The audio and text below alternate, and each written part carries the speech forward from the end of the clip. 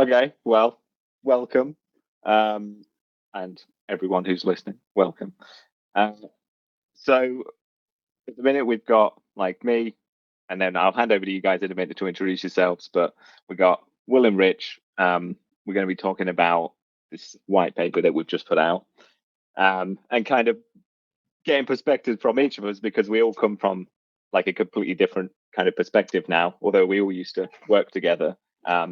But now, yeah, we've got kind of my side from the kind of building things side. Will, you kind of from the consultancy piece and how we're kind of addressing that in the industry, and Rich, you're, I guess, on the consumer side of things perspective in terms of, you know, what do these type of thoughts have, what relevance they have to you guys. So I'll hand over to you guys actually, and then I'll do my own little proper introduction afterwards. I'll go to Will actually first. Cool. Will Jardine, Director of Global Consulting at Reversec. So, as the name suggests, that's a offensive security consulting business. You probably don't know the name Reversec because it's very, very new, but we were up till recently part of WithSecure, before that F-Secure, before that MWR, wherein Rich and Ollie and I all work together. Used to be hands-on keyboard pen tester or security consultant, I should say. I don't think anyone's really like the word pen testing. Where the three of us all helped run our application security team with these two fine gents here. Now I help lead our global consulting team, which is across a bunch of different things: assurance, pen testing, adversary simulation, advisory and compliance stuff, and some more specialist tech like Gen AI, mainframe, Kubernetes, that sort of stuff. We'll maybe come on to, I guess, in a minute, our immediate thoughts on what we're chatting about today. But I guess, Rich, if you want to intro yourself. Yeah, so I'm Richard Moore. I am the CISO at 10x Banking. So we are effectively a software provider. We provide a platform on which you can run a bank. So the platform is provided as a SaaS platform, and it's entirely cloud native. And what we do is we provide services to banks that make it easy for them to set up a new bank. And we have clients who are running real banks in the UK, in South Africa, and down in Australia. So my focus is very much on kind of at the pointy end, trying to actually consume all of these tools and secure an organization. Nice. And I guess I'll bring it back to me to introduce myself properly. So I'm Ollie. I'm the lead cybersecurity researcher at CultureAI. But yeah, I worked with these guys, as Will mentioned, for quite a while. But now having a more relaxed life as a researcher. Although I feel like I've traveled a little bit more even than I did as a consultant after COVID. So I don't know how much more relaxed it is, to be honest. But cool. So I guess we'll get started. So the main thing that we're going to discuss is the white paper that we just CultureAI just put out, securing the human layer. And so I kind of worked on this for a little while, and in a nutshell, it kind of runs over a bunch of case studies from like the past like 5 years or so.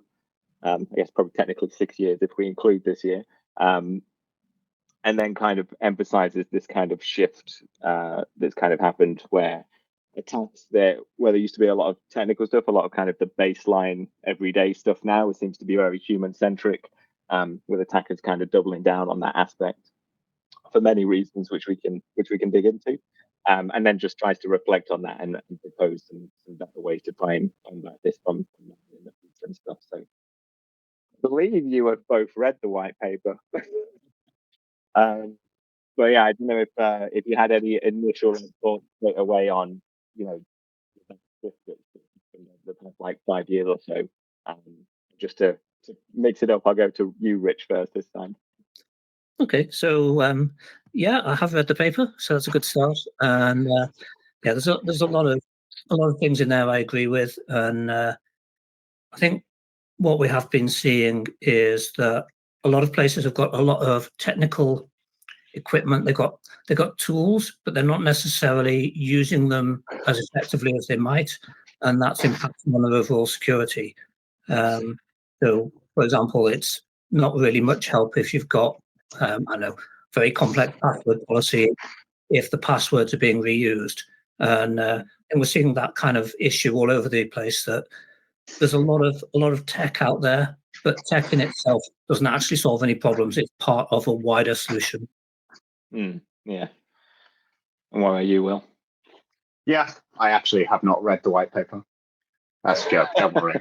I did. It was very nice, very well presented. Yeah, I mean, I think we've spoken a bunch, I guess, over the last couple of years of how things have been changing, right? It was kind of this years ago kind of perimeter focused, then it became very endpoint focused, and now more human centric, more identity centric, whatever else.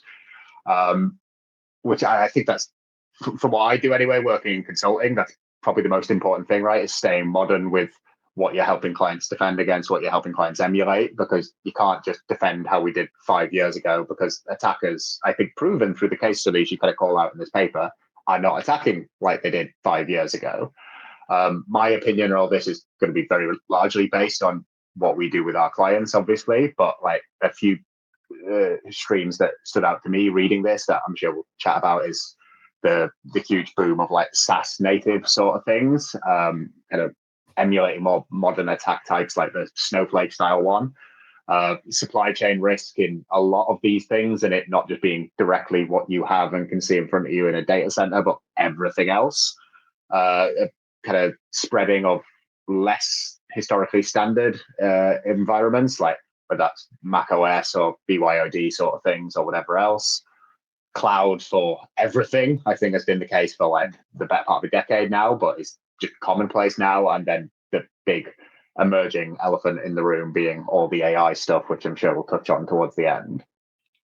Yeah, it's kind of like Bridget, like both of the things you guys just said together. I mean, you kind of talking about that evolution where we've got all sorts of like new tech as well now. So the landscape is kind of considerably more diverse, I guess. But yeah, so kind of that bridge between there being a more diverse kind of environment now, and a lot of people building like different solutions and bespoke solutions for each individual problem.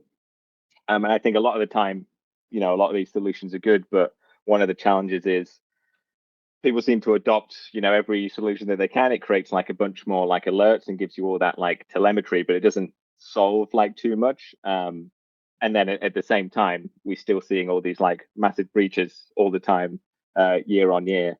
I mean, even just looking at the UK retail sector earlier this year, fairly like big chain of like massive breaches. Even though all of those organizations have a lot of technologies to try and prevent that.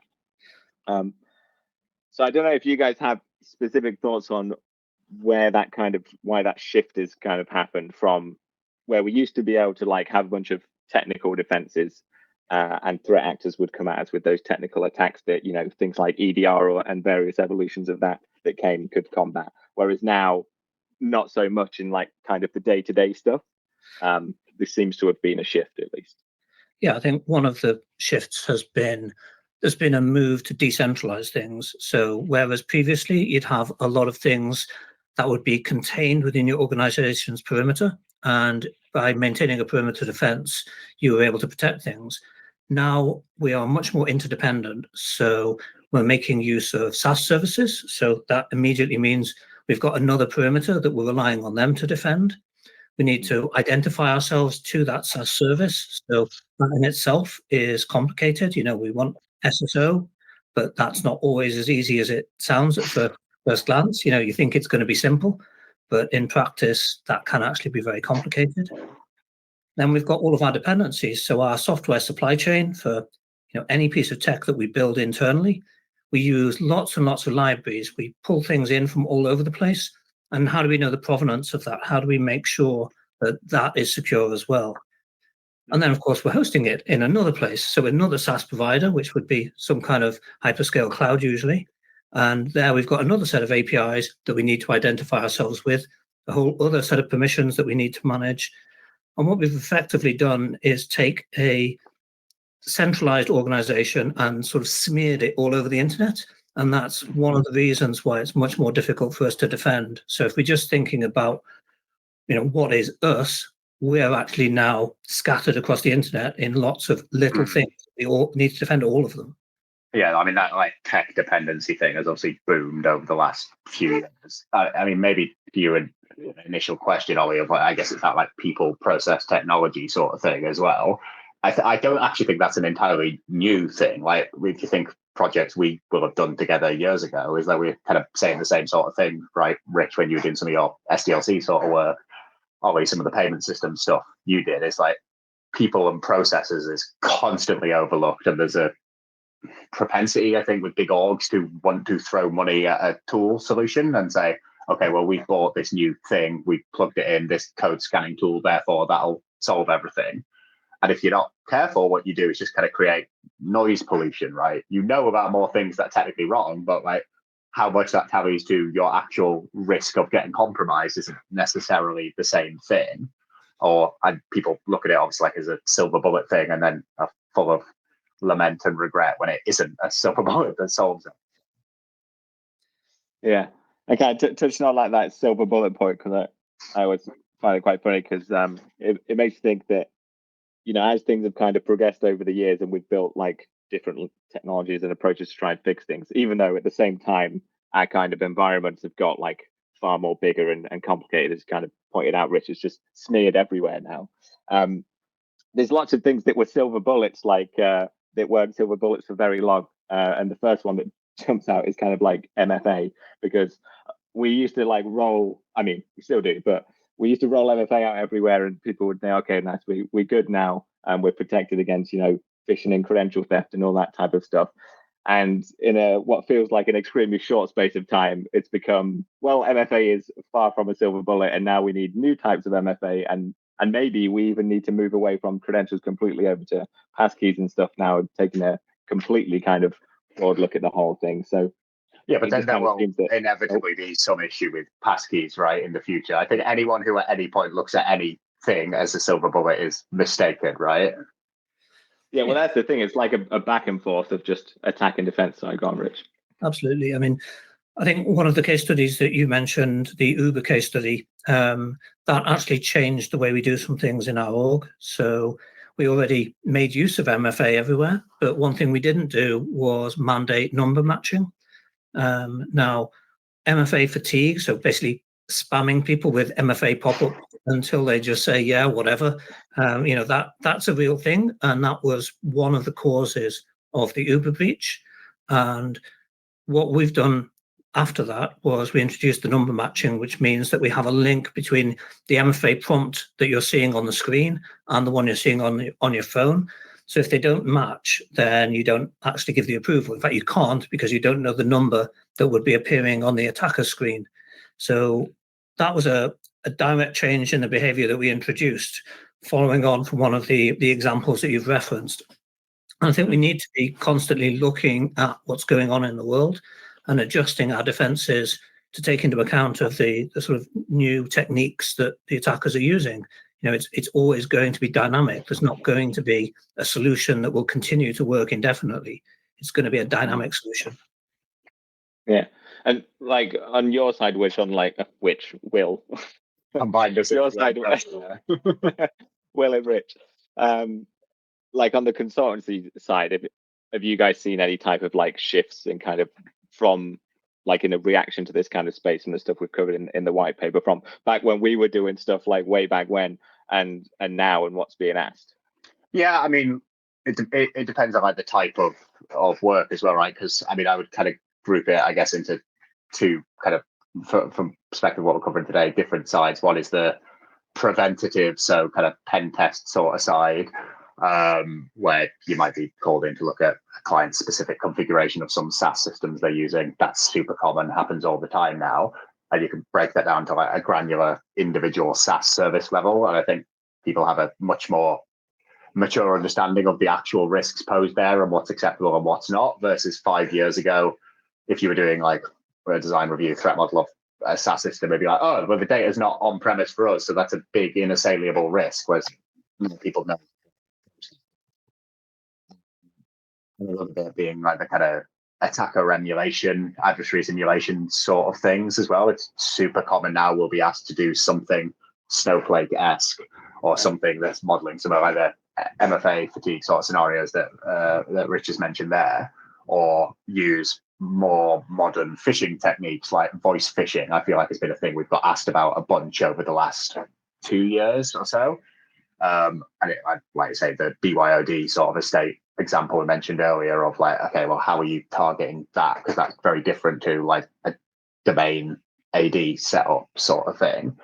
And I think those things permeate through everything we do, really, in terms of you just kind of need to stay on top. But equally, our clients know that too, and will ask specific scenarios like voice phishing, SaaS this, AI that, whatever. Well, like what's interesting there, like on the voice phishing bit that you mentioned, kind of that increase in requests for it. I think it's interesting because earlier this year, CrowdStrike's white paper, which we reference some of the detail of in this one, talks about there being like a 400 and something% increase in like voice phishing, which is it's interesting that it all kind of correlates because that's not anything new. That's not anything new. And Rich, you're mentioning like as attackers, I guess, adapt and progress over the years.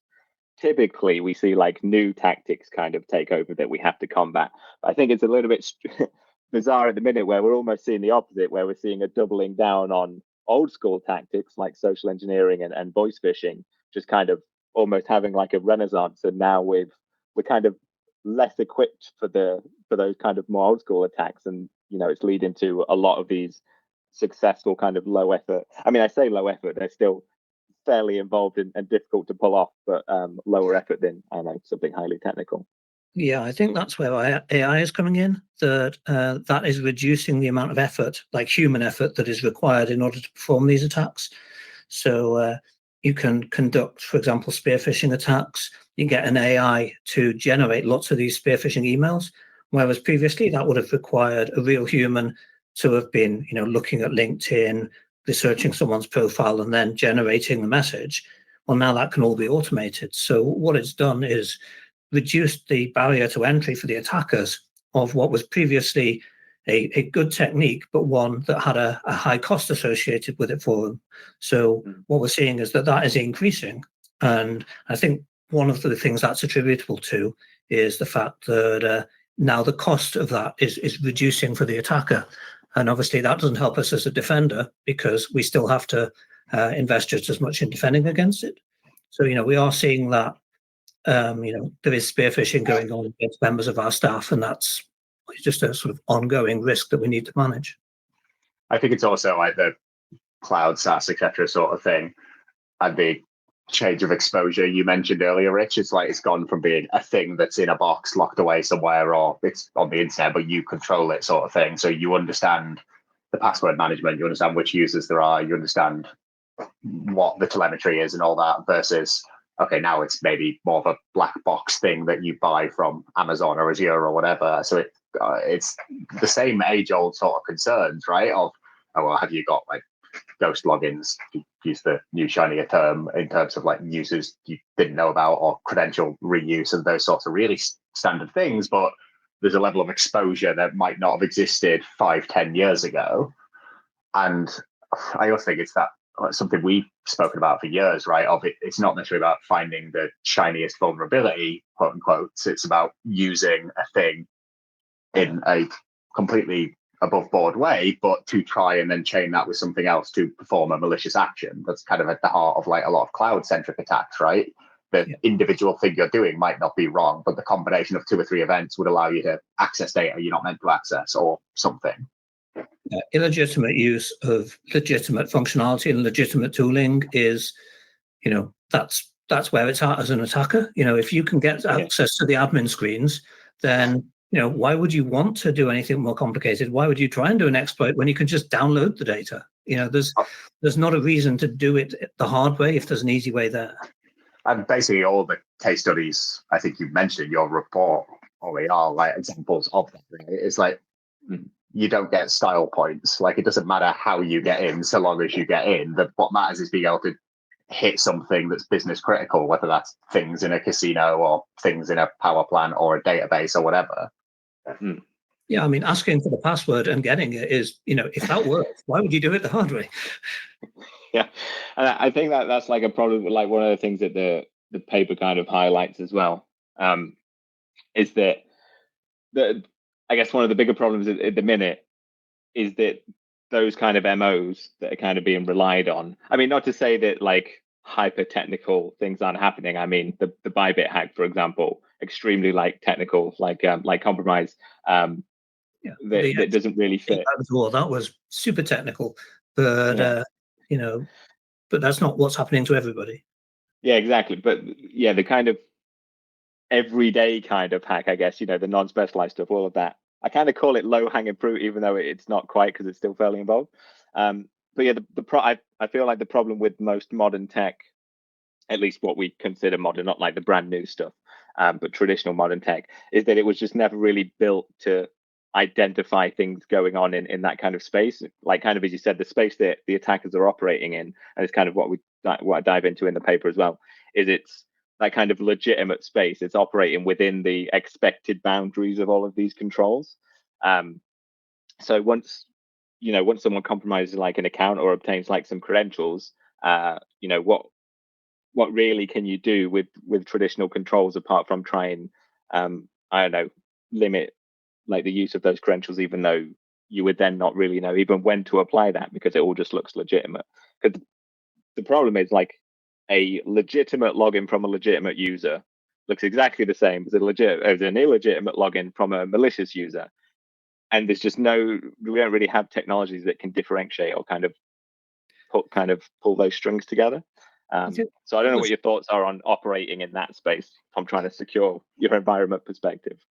Yeah, we are starting to have things that can manage that to a degree. So Entra, for example, has some risk-based scoring, so it will look at where the login is coming from, and it'll have some common detections like impossible travel. But you can also do things like geofencing the user to their expected location. You can do things like make it so that the more risky a user is, as in the more uncharacteristic the action is. You can make it do things like give them additional MFA prompts to try to raise the bar for security. And you can also get rid of having enduring privileged access. So if you switch to a model where access is given, but it's low-level access, and when somebody wants to do anything more sensitive, they have to elevate their privileges, ideally with some kind of approval flow. And that immediately means it's that much harder for an attacker to take that point of entry and then use that to compromise your whole estate. Effectively, you're constraining them to the normal privileges of that user as opposed to their elevated privileges. But of course, that requires work, and that requires you to maintain all of that infrastructure to support that. I was going to say, I think it's the behavioral analysis, behavioral intelligence sort of thing, right? Which is not new, but it is sort of thing. It's like we've known this was a thing more folks was on for years and years. Like it's kind of at the heart of like threat hunting, right? In the EDR, MDR sort of space of, okay, this log source on its own doesn't necessarily mean much, but seeing what they did before and after, and when the user went on to do 10, 15 minutes, the timing of the login, whatever would. It's the same with cloud. It's the real hard thing about cloud detection, right? Or that uncertainty of malicious intent sort of thing of these two events are identical. How do I know which one was the attacker and which one was the legitimate user? Okay, it's what happens before and after and where in the world they logged in for and the timing and whatever else. And like, I mean, years ago, I tried and failed to get people to care more about this on the application side of things as well, with some work we were doing like application purple teaming, and obviously OWASP App Sensor years before that as well. It's been a big thing in like fraud in finance for years, is like that behavioral analysis of log sources and things. So I think as a problem, people understand that it's a thing we need to do. It's just the levels we've been used to dealing with security before, like say perimeter, endpoint, whatever, it's maybe a bit less intuitive, whereas maybe not to spoil this stuff we'll probably go on to speak about in a minute, but the sort of thing you guys are doing now of that behavioral intelligence and gathering telemetry and data sources from a browser plugin and whatever, it's like kind of the next evolution of that, right? Yeah, well, that's what I was thinking on, because like we've obviously discussed kind of how things have changed and what the challenges are and some kind of shifts that we've seen. But if there's like doubling down which, in part enabled by AI, in part probably inevitable anyway, just in the nature of adapting and discovering, it's easier to double down on the basic stuff than it is to go further on the more technical stuff. That approach, I guess, needs to change, which is kind of one of the main points of the white paper, is trying to figure out, what, should we change, or what should we change, and is there a better way to kind of approach these things? Because as you've got all these attacks that are trying to rely on like the abuse of people's behavior and operating within kind of the expected boundaries of a lot of existing technology, we then have tools that just kind of fatigue the security teams with like more alerts. So that's really not a scalable way forward either, to just be like, oh, you know what, we're just going to decide, behavior is something we really need to care about now. Let's create even more alerts for the SOC teams, because that'll make the world even more difficult. And we can't also rely on just creating more friction either. I mean, that's also, like, as you mentioned, Rich, kind of having those step-up processes and having like minimized access and things like that, creating that additional friction that just makes it more costly for like the attackers to try and figure things out. But I think, or at least the way I position it in the paper, is I think there's an angle there for taking the telemetry that we probably already have most of. I mean, most organizations have lots of telemetry from everything. And rather than relying on it to just try and create alerts and send that over to the security teams, trying to actually automatically piece that together and draw like conclusions. For example, can you identify when a certain action which is operating within expected boundaries is actually the result of an ongoing attack or something like that?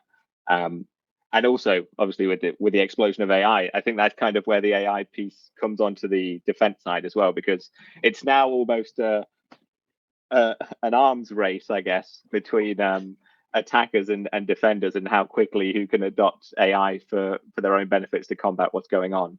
I think it's already started. I'd say it's a fairly slow start in terms of real impact, but I think there'll be a tipping point in the near future where both sides just kind of fully go over the edge, and there's a lot of AI enabled like attacks, and hopefully even more AI powered kind of defensive tech. Not to just kind of throw the AI term out there, but just because it's one of the legitimate good uses of it is to kind of contextualize data at scale, which we've not really been able to do like the same way until like now, I guess. So that's the way I'm seeing it going. I think that's one of the things, is AI is good at patterns and identifying deviations from patterns, but also identifying patterns themselves. And if you know what the pattern of an attack looks like, it can recognize that quite well. But also, conversely, if you know what legitimate access looks like and what the legitimate uses of the system look like, it can identify when something is significantly deviating from that. So I think it is a case where AI is likely to be a good tool for that. Sorry, I'll mute myself there.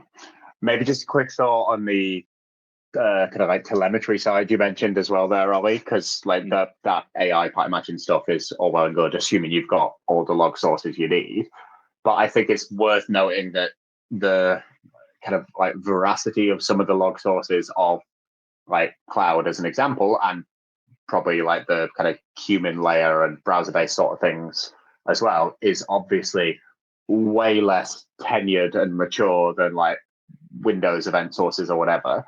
So like we see it super commonly in the cloud work we do, where often it's that you've got a log source and you just need to correlate it in the right way. But sometimes a thing you might think would log as an action doesn't actually log at all.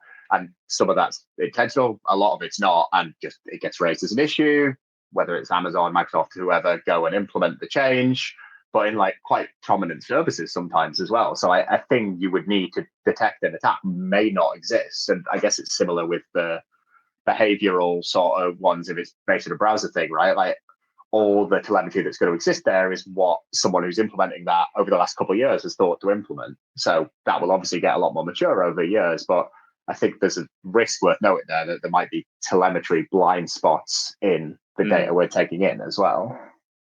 Yeah, I mean that's like definitely like a problem, like the amount of false negatives and like false positives on both sides with the way that we try and correlate with telemetry at the minute. I guess that's like a whole industry like problem sure. for everyone to solve simultaneously. I mean, I think we could see the journey of that based on what's happened with cloud over the last 5-10 years. There are new types of detection and response we can build off what's there at the minute. Brilliant. And there will be even more we can detect when we have even more log sources and stuff. But equally with cloud, people are grappling with all those things have a cost. If you're generating like 1 million log sources, they've got to be stored somewhere. You're probably getting charged more for that privilege, that sort of thing. Yeah, I think that's where using some local models will help. That if you're doing some of the sort of lightweight analysis at the endpoint, then that will reduce the amount of logs you actually need to ship. But then, of course, that introduces the problem of, does that mean you can't trust them anymore? Because it might be that they've been maliciously modified. And so now we're back to the old kind of worms of, can we trust the logs because we've been modifying them? Yeah, which is that like kind of Stuxnet style scenario, right? Of attack happens and then modify the monitoring of it so you can't notice the attack's happening until it's too late. Yeah. We're giving the attackers ideas now. Just a very quick thought on something you said a few minutes ago that I wanted to make a point on as well. We were talking about, I guess, you don't always need a new shiny 0-day or something to get in, right? Often it's illegitimate use of legitimate functionality. We mentioned, obviously, people are still finding cool O-days and cutting edge things. Like, look at James Kettle's stuff on desynchronization attacks recently. Look at all the work the Watchtower guys do. Often people can still compromise the perimeter and use that to great effect. So I think if you put yourself in the consumer shoes on this, I'd be interested to hear your perspective on this, Rich. That's really hard, right? Because you need to focus on the new thing, but you still need to keep focusing on the old thing and the thing before that, the thing before that. You still need to do pen tests. You still maybe need to do regulated red teams. You still got the tools you had for Perim and you've got your EDR and whatever. And now you need to get this new human thing as well. It's like you've got to be conscious of ballooning costs there. Yeah. And what you've got to do is you've got to try to be in good shape everywhere. It's no good being absolutely awesome at like 10% of the things and terrible at 90% of them. That just doesn't work. You're much better off being reasonable at all of them and ideally really good at some of them. So like you might compensate for, I know, a weak detection and response by having really strong preventative controls, or you might have weaker preventative controls. Say you're a traditional bank with tens of thousands of employees, loads and loads of endpoints. It's much harder to be preventative there. So what you want is a strong detection and response capability. So you need to look at the shape of your organization and then decide what kind of strategy is going to be a strength for you and then play to that. But all of that relies on you having, a reasonable baseline position across all of the controls. Because if you don't have that, then, you're really going to have a big problem. Yeah, that also ties into like kind of one of the challenges of trying to adopt or even like build, new detections or something is how big like the organization is, right? Because certain organizations can afford to take on every like challenge under the sun and have all these teams for handling all sorts of different things, but then other organizations which might have just as sensitive data that they're like holding and processing just might not be able to like just okay, you've invented this new layer of detection. Oh great, yeah, we can't afford to pick that up alongside the 12 different other things that we've had to do or something. I think that's where what you've got in the paper actually is good, is like if you have an organization with lots of stuff, then that's where having tools that target the user and say, hang on a minute, you seem to be doing something that's bad or risky, and giving them a nudge at the right time. That's very effective when you're a large org, because there it's much harder for the security team to get a message to everyone in the org. So by making it so that part of talking to the right person at the right time is automated, that's actually really valuable. Yeah, and that's kind of the key behind everything that we're trying to do, and I put in the paper, like you said as well, like automatically kind of trying to resolve these issues and also working like the users into those solutions rather than just delegating it and offloading it onto like a security team. I think is like key to almost, I was going to say to scaling, but I almost think just to surviving in the future.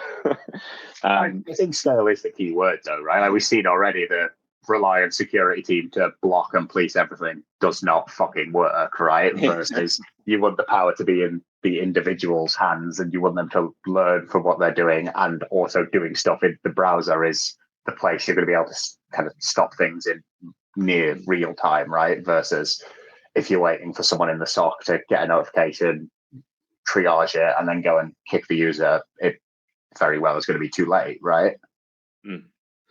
Yeah, and that kind of makes me want to think that before we run out of time, which we will at some point, on like the future side of things as well, because we've spoken about like all sorts of stuff. We've touched on it like a couple of times here, but one of the things is kind of that arms race we were mentioning from like attackers and defenders, especially in the adoption of things like AI powered stuff, even though that's everywhere. But I think one of the most immediate problems that we've seen, and one of the real like immediate problems that we've seen, that isn't something I even thought I would even have to care about all that long ago, is the fact that everyone and their dog is now just pasting everything into LLMs arbitrarily left, right, and center. And then that's how you know it's made it mainstream. But it just comes with like this huge risk, because I mean, even earlier this year, at the very beginning of the year, there was like DeepSeek came out of nowhere, and then the number one app, and then 5 minutes later, its database is found just publicly accessible with like 1 million or 2 million prompt messages or something. And then shortly after that, there was OmniGPT with 34 million prompt messages just leaked, and they just kind of show that companies, one, can't stop people using AI even if they wanted to, and two, it's really difficult now to stop people just putting anything into AI. Where I also think this approach is, because if the response was, okay, well, let's block AI, well, that will fail because everyone will just use it on their phone or take pictures or something. And on the other hand, if it's okay, well, we'll detect and then alert, well, then that doesn't really solve anything either. It just lets you know that, okay, well, people are still doing it. And it kind of comes back to that key aspect of involving the user in kind of that solution. You want to be in a position where you can detect it and stop it from happening. Let the user know that what they're doing is wrong without stopping them from doing something.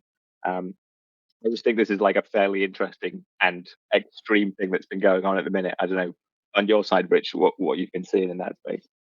Yeah, I think what you can't do is like stop the world. So, just because you don't like something doesn't mean you can just pretend it doesn't exist. So what we need to do is give our users a blessed way of making use of that kind of technology, because we want to get all of the benefits of it. We want those efficiencies. We want all the goodness. But what we've got to do at the same time is manage the risk, and we just need to be cognizant of that. If you want to get buy-in from your users, then you've got to make them understand what that risk is, how you're managing it. And then if you do that and give them a route that allows them to meet their genuine business need, so give them the tool in a way, then that allows you to get buy-in from the users and actually protect the org. So we use a tool that sits in the browser, and it monitors the use of AI tools. If you try to put in sensitive data, it flags it to you and says, don't do that. But that's not a punishment. That's not the real guardrail. That is a sort of last-ditch attempt and a way of training the user. The real protection is that we've taken the time to talk to our users and make them aware of what the risks are, so that they understand that they're potentially putting our intellectual property, potentially putting personal data, if they had it, into those things, and that needs to be managed. So a lot of it's about getting buy-in and then treating your users as grown-ups. Yeah, I think like that hits on like a core point that I've been discussing quite a lot this year, which is there's been a traditional culture of blame and like like punishment, I guess. And I think this there's a requirement for like a bit of a shift there as well, from like a culture of blame to like a culture of support, I guess, or enablement. Because if our users feel like they're going to get like fired or something from making a mistake or a breach happening because of something they did, they're very much less likely to like report things and stuff like that. Whereas if they, I don't want people to go around just doing whatever they want because they think it's fine. But I would much prefer users know that if a breach does happen because of something they've done, we've got tech and processes to like support preventing that. And if it does happen, for them to know that it's more of a failure on the tech side than it is on their side. Because I think that will foster a much better like culture of working relationship between the users and the security systems. But Will, I don't know if you wanted to add anything to that. Otherwise, I'll move on. Yeah, I mean, I think you guys covered it well, right? It's like, it doesn't matter whether or not you like a thing. Like, you can't fight progress. It's like, I mean, it's an extreme comparison, but like the Industrial Revolution sort of thing, right? Like, you can stand there and say, I don't like this thing. I don't like it. Well, people are going to use it anyway. And the absolute worst thing you could do is try and block them, as in like your devs, your users, whoever, from using it, because they'll just end up doing a shadow infrastructure sort of thing, right? They'll be using an unapproved method, and like OpenAI, whoever else, you think about it, it's a SaaS platform, right? Like, it's the same sort of risk. You're sending your data to an unknown or an unvetted third party. So you're better having a vetted one that they can use and should use, and guidance on how to use it, rather than just putting your fingers in your ears and hoping it goes away. And then maybe just very quickly, like the sort of stuff, for instance, we're doing with AI, I guess, is less so that side of things, and more like we would advise like our clients on how to use AI securely. So like a few of our guys have been doing a lot of research into Gen AI, LLM sort of stuff, and using that within applications clients are building, like new vulnerability types like prompt injection and stuff like that, and like design patterns for doing that well, doing that securely. Because again, like you can't fight progress. Our clients have those same concerns and questions on how do we do this properly, in the same way 3-4 years ago they were asking it about blockchain and cryptocurrency sort of things. It's a new technological trend that you need to be on top of. Well, I mean, that's still like relevant even from this side, because if we're building like or adopting whatever AI tools or LLM integrations, and they're not like being built in the right way, then the first thing that's going to happen is an attacker is going to find a way to pull whatever like data you've trained it on or something out of it, and then that's just also going to start the cycle anew from like a different a different position.